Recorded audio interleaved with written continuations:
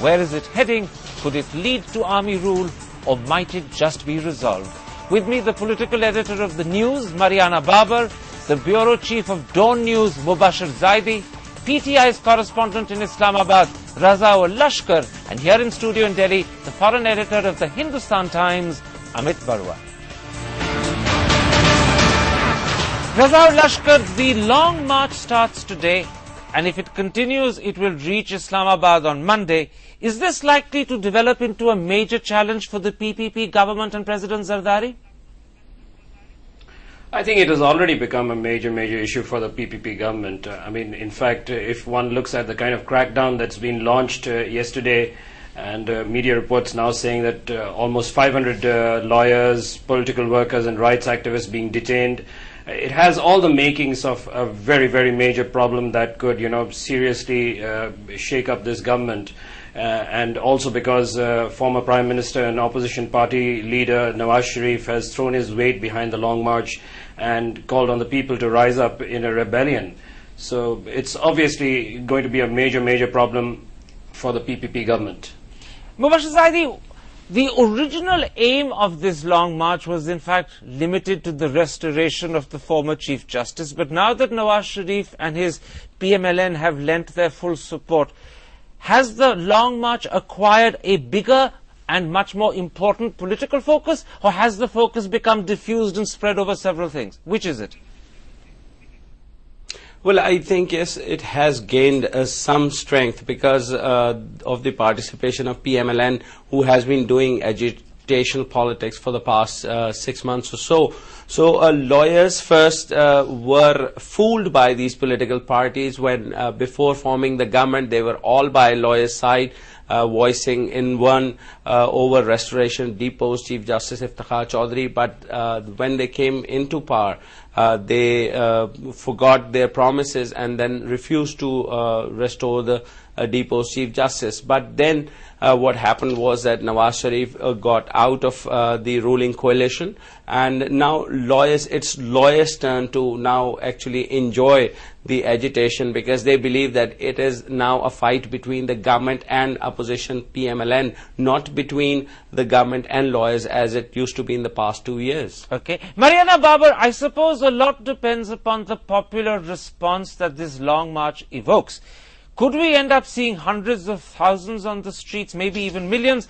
Or do you think, given the economic crisis, given the fact that you also have tensions up in the northwest, you're going to see perhaps people only in their tens and twenties of thousands, not more?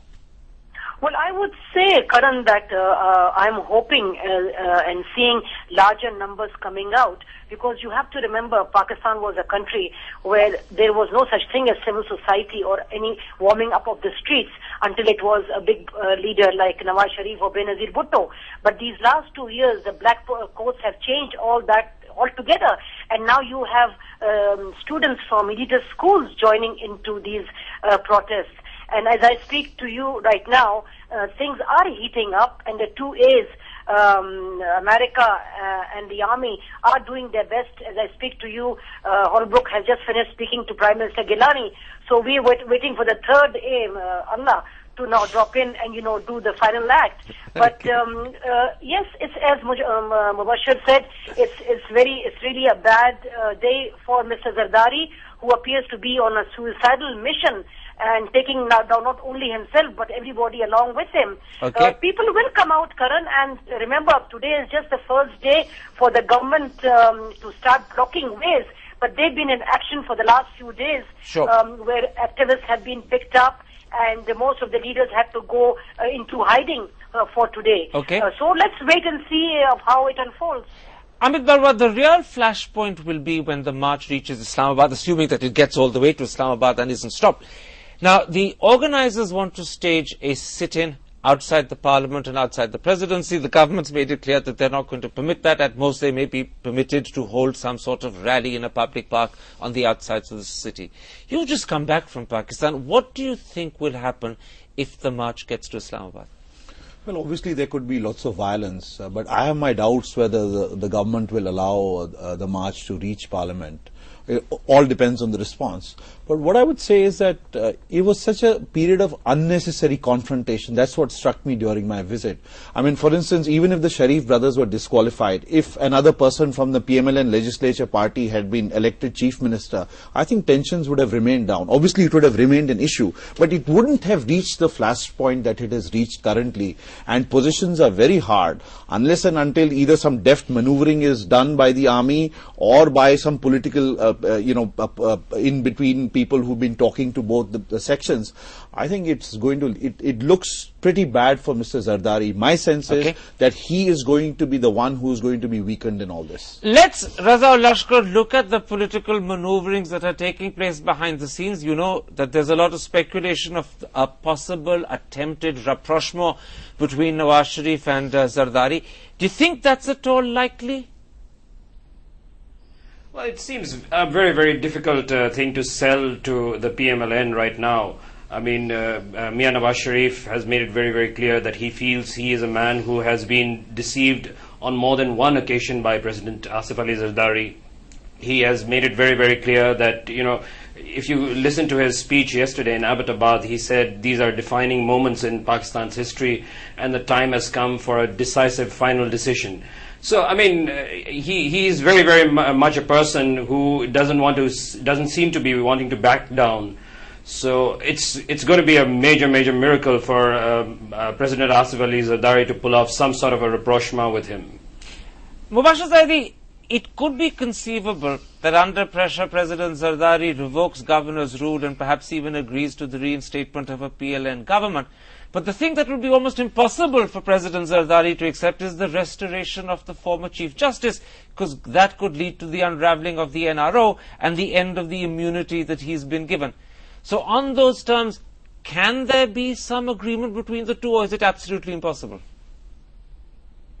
Well, for now it seems impossible because neither the military nor America and above all President Zardari, all the three don't want restoration of deposed Chief Justice Iftikhar Mohammad Chaudhry. That's the sad part of it. But since the movement, a lawyers movement that has been written off so many times in the past 2 years, has managed to stick around, has managed to register, and has managed to cut across the political divide. So I think it will be very, very difficult for President Zardari, the military, and obviously for America at this point of time to stick together on the point of opposing lawyers, because they are reaching Islamabad and they have shown in the past that they can reach Islamabad.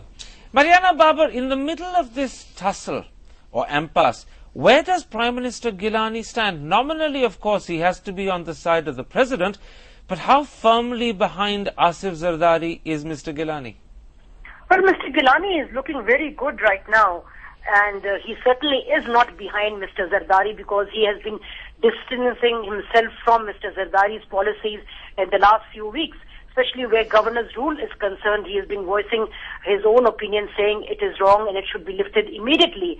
And you have to take into fact his meeting with General Kiani before Zardari flew back to Pakistan. That has been given importance, and his talk with the senators at a dinner last night, in which of course some senators who were supposed to take oath were not allowed to go in. He hasn't ruffled the feathers of any, prominent PPP member, whether in the cabinet or outside the cabinet. In fact, if you would ask me, this would be the right time for him to strike if the army winks at him and completely, alienates himself from Mr. Zardari and brings in his own team. Because more and more, Mr. Zardari is being isolated, and now all the ones who are grumbling, like Mr. Rabbani or Mr. Etazaz Ahsan or others who are outside Parliament, would need somebody to look up to, and Mr. Gilani finally has a chance.